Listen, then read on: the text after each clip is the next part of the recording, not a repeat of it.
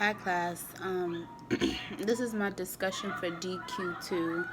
I'm not sure if I did the scoring correctly, but I scored a 4.7 out of permissiveness, 2.6 for birth control, 2.5 for communion, and 4.4 for instrumentality.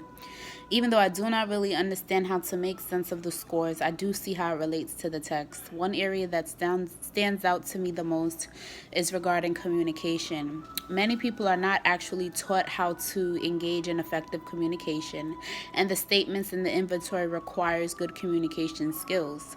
Poor communication is a decisive factor in how one handles the topics discussed in the inventory. According to the text, there are 3 goals of communication. The first is to get the job done, which means we have a message for someone and we want to communicate that message. The second is relational goal, which is we want to maintain the relationship and not hurt or offend the person with our message.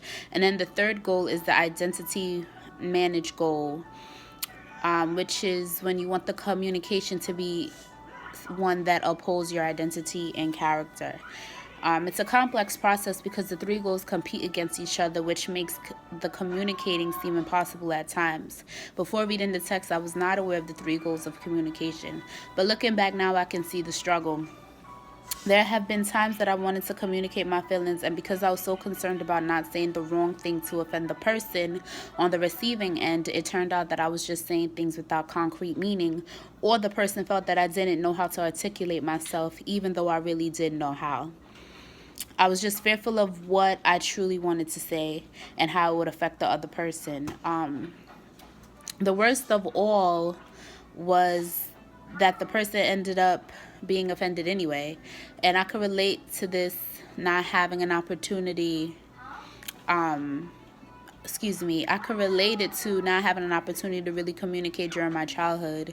If children learn positive ways of communication, they develop healthy strategies of communicating with others. But if they learn negative ways of communicating, they may encounter difficulties in their later relationships, which I've experienced. So family communication helps children develop a social and emotional understanding of the world around them.